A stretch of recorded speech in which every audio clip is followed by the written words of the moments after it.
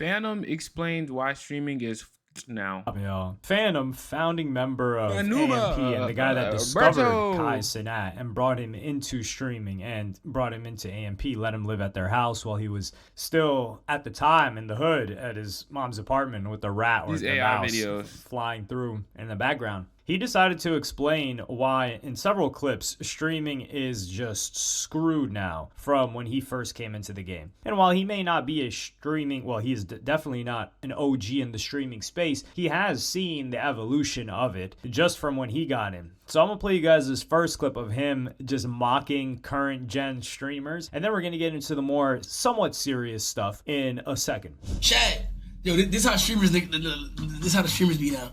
Look. Yo, chat, I gotta take a piss, chat. Should I pee now or later? Chat, should I just pee now or later, Bro, chat? they're weird. Chat, I gotta pee. Should I pee now or should I just hold it? For sure. Should I hold it or should I just pee now? Why do they just be now? like... Alright, bet.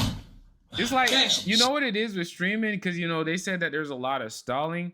It's like they just talk to, like, fill up the side. Like, streaming is so unintentional a lot of the times. And that's what makes it so, like, trash for a lot of people, because a lot of people, when they aren't intentionally trying to be funny, they're boring as fuck. So it's like niggas just be talking to fill the void of silence and awkwardness on the camera. Should I run or should I just walk to the bathroom? Here, Facts. this really like, makes me think of Neon, other than anybody else that I can think of off the top of my head. Because Neon was somebody, especially in the maybe a year and a half, 2 years ago, 2023, certainly, he was just somebody that was absolutely run by his chat. And I do Neon's think that's the drawback of some of these streamers blowing up as teenagers, is that you're a teenager and you're getting real-time feedback and peer pressure from thousands of people watching you, and you have this urge. You seen how bad it was in high school and middle school. Imagine that your whole teenage experience, except you're online, which online is just as important as real life now for a lot of people, especially in the high school, middle school age. And you got hundreds of thousands of people judging you. You're not a real person anymore at that point, because everything you do is not for you, but rather to please all your peers around you. And you can't please them all. So what are you even being? You're just being a safe, comfortable version that everybody can be comfortable enough with to maybe not fully laugh and lose your audience or destroy you. So yeah, it's very dangerous to start content creation at a young age and be extremely successful. Very dangerous for the psyche and the mind. It's almost just like vaping though, since it's so new. Same thing with phones too, since it's so new and niggas really don't fully know the effects all the way. We don't know how people are gonna be years from now after all of this. Like, we don't know how they gonna act, what it does to their brains, their psychologies, their self-image. Like, we don't know because it's so new. So yeah, you gotta be careful with this shit.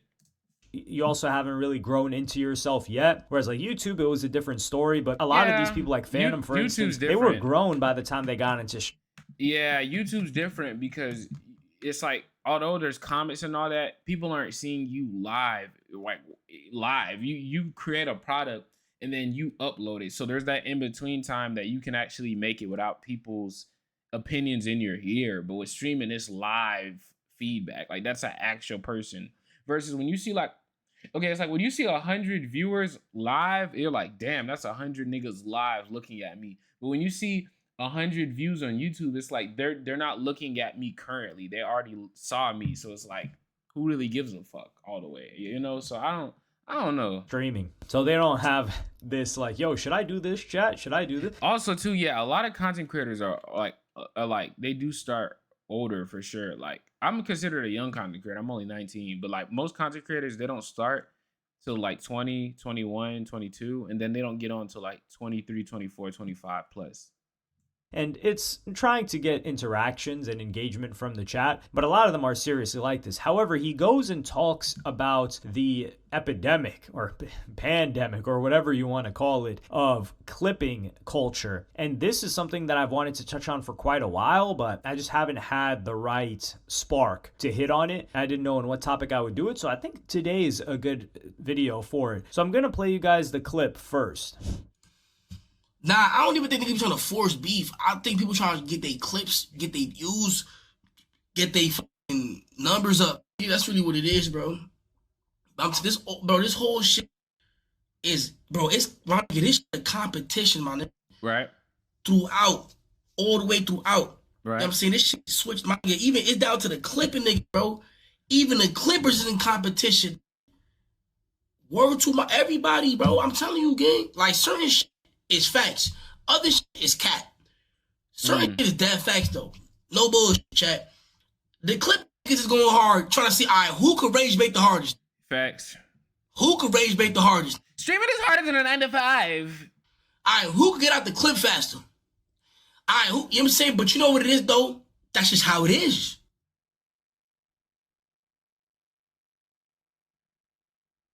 Bro.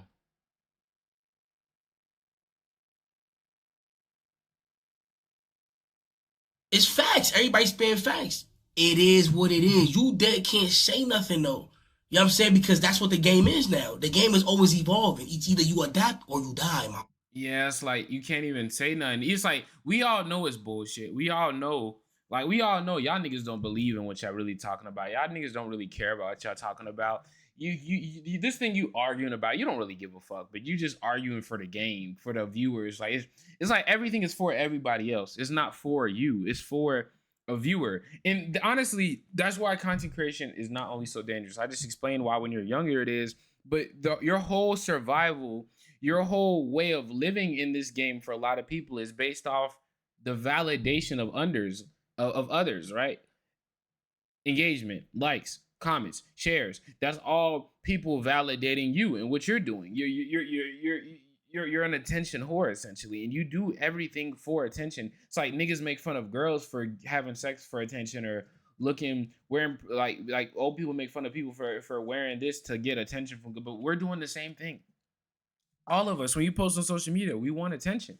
So it's like this whole your brain is like the most peaceful and best people in lives are who find self validation, find internal security, and realize that nothing can change that except you. Like they're not shakable. But with this content, though you might not eat if people don't validate you, if people aren't rocking with you that month, right? So it's like your whole life changes and it's based off how everybody views you instead of how you view you. So yes, content creation is very, as funny as it seems and cool as it seems, it is. But on the other side of that, the side that people aren't diving into and aren't talking about, which I've talked about on my main channel before with a video like The Mind of a YouTuber, is that negative effect that, again, we don't know how badly it's affecting us, but obviously it is. Just look at how people are saying Gen Z is in society.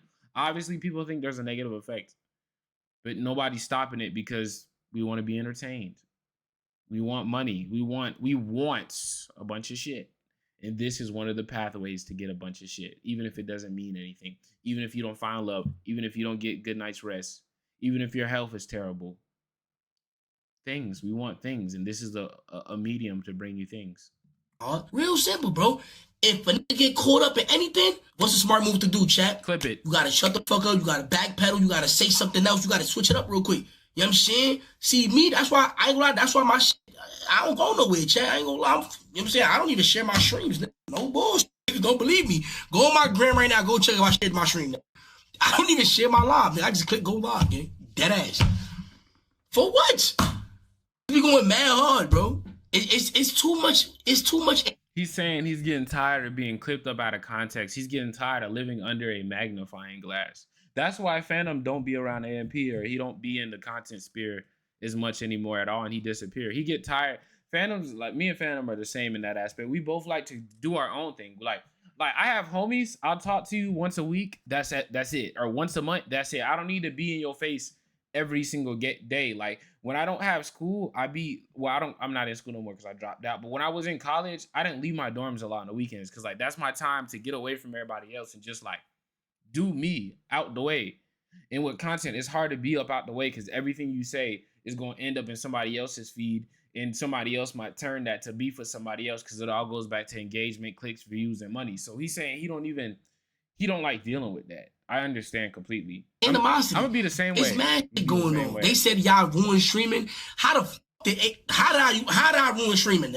The Clippers ruined it. The Clippers. Be real with yourself. Because the streamers will only do what the Clippers, like what the culture likes, right? What TikTok says is good. And that's based off what the Clippers clip up and how well people engage with it. So it's really the Clippers and it's really y'all who ruin streaming. The viewers, the viewers ruin. It's obviously it's everybody, but it's mainly the viewers because y'all decide what y'all want to watch. You know what I mean? Y'all decide. If y'all ain't rocking with something, streamers stop doing it. So y'all decide where y'all place y'all attention. Y'all talking about 20v1s. Niggas is still watching 20v1 smash or passes with Lil RT. So obviously somebody likes that shit. You need to be mad at those people who keep consuming it because they're supporting. They're just as bad as you saying the nigga who's doing it because they're supporting too. Be real with yourself. How did I ruin streaming, nigga? How? And you tell me how I end stream right now. Or and you tell me how I did that shit. I end stream. Oh God, he want to end stream. He ready to get out. Where's my mother? There's no way I did that. They said AMP, but you can't. I'm still AMP, right? So you can't say that because I'm still AMP. You can't say that. You can't say that. You can't just say I'm. You can't say that, gang. You feel me? I don't care if niggas talk shit because I ain't gonna lie. One thing about me, and some of my do not like that about me though. I ain't gonna care. But one thing I appreciate is a good hater. You gotta appreciate a good hater, chat. A nigga that know how to hate, fine. That's an art. A good talker. I could appreciate a good talker, chat. Like, damn, like you really have to think about that. You know what I'm saying? Complex, yeah. I like that D1 haters. I got, you feel me? I do. I ain't gonna lie. I'm sorry. That's just me personally. I am like that. I like that. But I don't know, bro. I be laughing off a lot of shit. I'm gonna give it a buck. Soundboard not working. Let's see.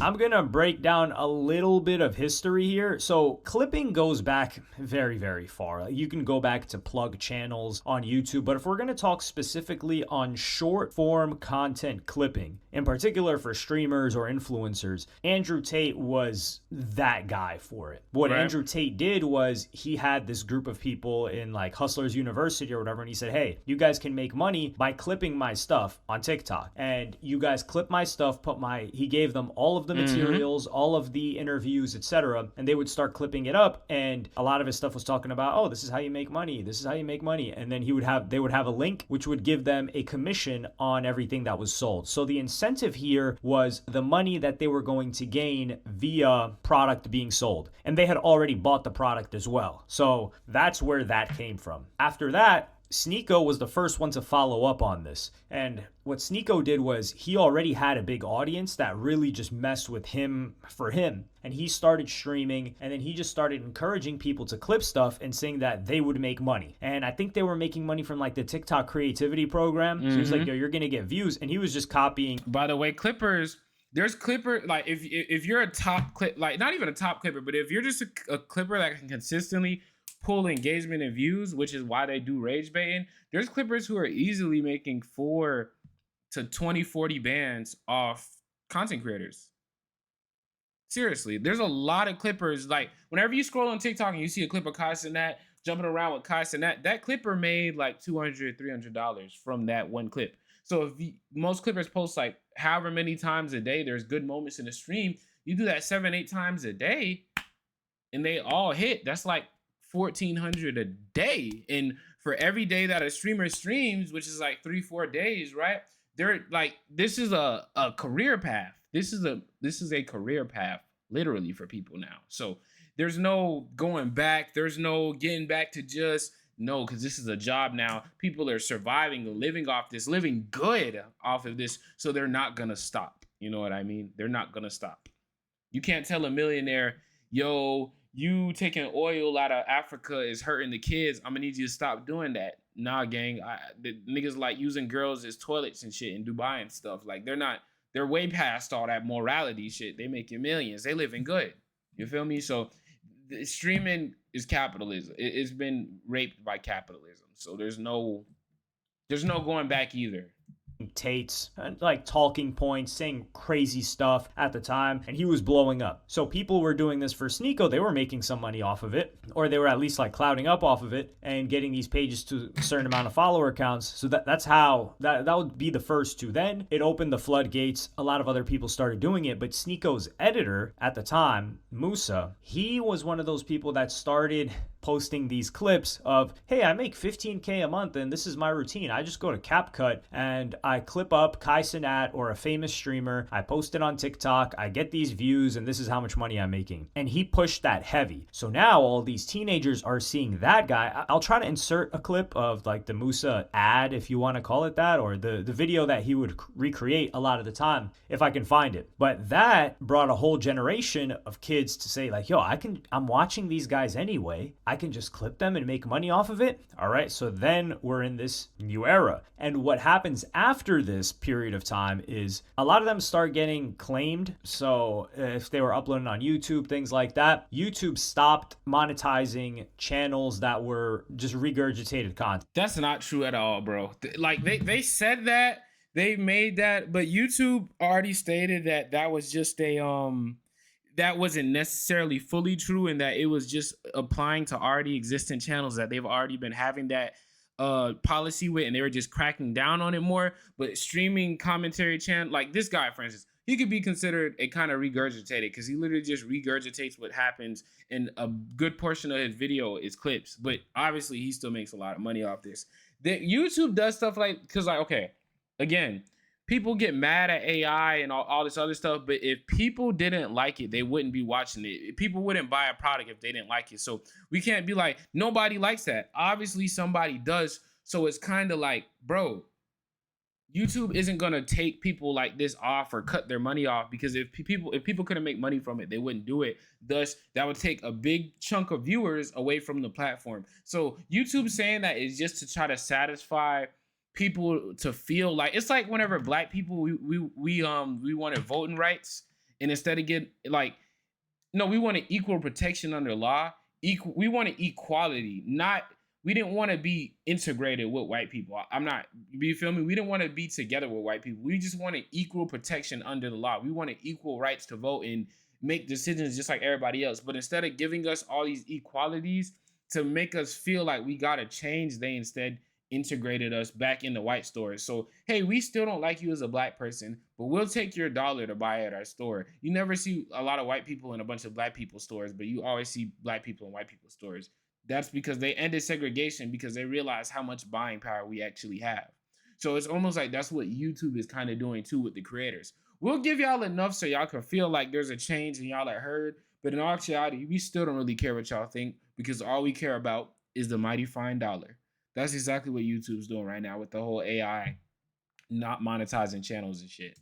So if you weren't Sneeko, but you were posting Sneeko clips, you weren't going to get monetized. So the incentive wasn't there, because for people that were clipping like a Kai Cenat or something, it wasn't Andrew Tate where they were getting sales off of a product and they got commissioned that way. They only got it from the monetization on the views. This is where it comes in that people started paying streamers, because they realized the value of, or streamers started paying clippers because they realized the value of a clipper. Because if a clipper can take good clips from their stuff, or many clippers, an army of them, then they can spread it everywhere, and they will in turn be more famous, more popular, and people will transfer to their streams. Some people did this on their own, like Jinxie, for example. He was a streamer that just clipped up his own stuff on his own page, and he grew that way. And then clippers started doing it for him, but I don't think he paid. But certain individuals, I'm not going to put the names out there, they started to create like clipping services or Discords where they would charge people and be like, hey, for this amount of money, or we'll pay you for this amount of views that you get as a clipper. Neon was one of the first people to do this. Aiden Ross, he used to buy these clipping pages or these streamer pages and say like, yo, you're just posting Aiden Ross stuff now. So now we're in this new era. And then the era gets even crazier, because now it's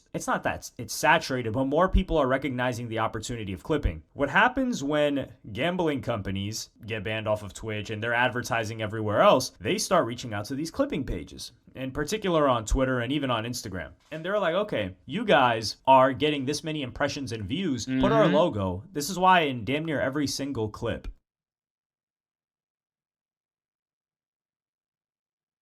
same old phone? Nah. Upgrade to the new Galaxy Z Fold 7.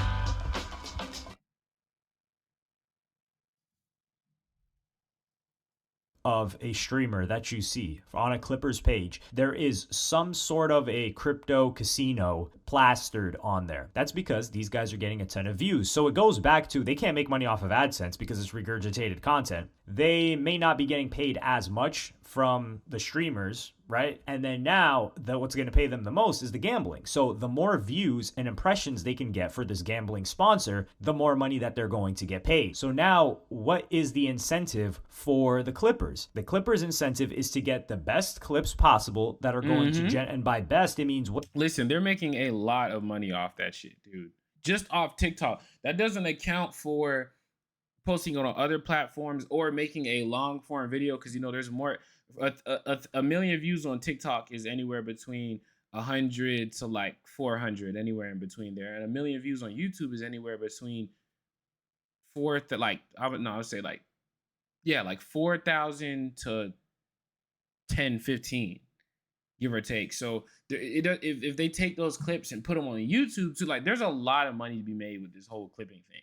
What's going to generate the most engagement, the most views, the most comments, the most replies, in particular on Twitter. And what does that? Rage bait content. Yes. So stoking beef, stoking the flame of things like that. And the more Clippers recognize these opportunities, Clippers have to get more creative with headlines. Think about them like Clippers now, I would say, are the equivalent of the National Enquirer or a TMZ. So if you guys aren't familiar, the National Enquirer was the best, I believe it was the best-selling magazine for years upon years. And people were embarrassed to say that they read it. But it was still, no one would say, the meme was, there wasn't even a meme back then. But the joke was that nobody reads the National Enquirer, but everybody reads the National Enquirer, because nobody admits it, but how was it still the number one best-selling? But the National Enquirer was known for having headlines that were just salacious headlines based on celebrities. And then TMZ, of course, is the online version. National Enquirer used to be like at the grocery store checkout line, things like that. TMZ became the digital version of that. You could say Perez Hilton at the same time too.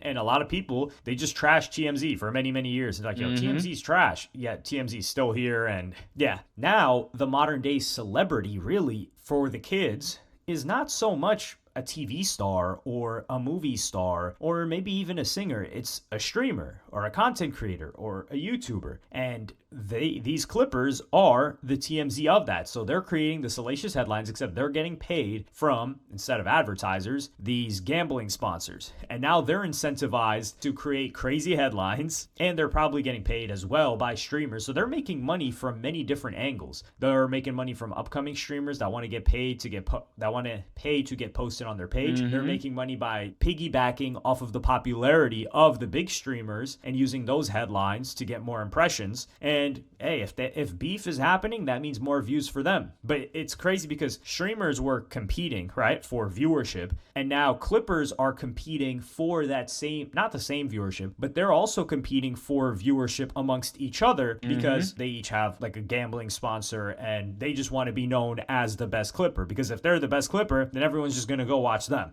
So, and streamers will hire them to clip them since they have the most, you feel me? Yeah. We've got a full-on industry building right before our eyes. I don't know if the word beautiful is the right word to use, but it's something to marvel at, that's for certain. And it's only developing quicker, and Fanum is right, where he's like, if you cannot adapt fast enough, you're cooked. Now, a lot of these streamers that have been here for a long time, they'll always stay at their level but they're just not going to gain new viewers. And not everybody wants that. But if somebody wants to stay at the top of streaming, they have to be up on all of these things. They have to be spending money on clippers, it's so funny to me when people are just like, this person didn't spend any money on clipping. Okay, yeah, he just blew up just like that. Okay, good. Well, some people do blow up, but I'm in particular talking about a certain streamer that, he for sure shelled out a marketing bag, just like artists do for their albums, to get everybody to talk about it. And then once you get lit enough that your name brings in views, that's when you don't really have to pay for clipping as much, because the reward shifts. So they're getting more reward talking about you than you are getting from paying them to talk about you. But let me know what y'all think about this in the comments. Like and subscribe and hit the notification bell if you enjoyed. And I'm gonna see y'all in the next one. Great video by Hella Sign. Know what I'm saying? Yeah, streaming, gotta get right.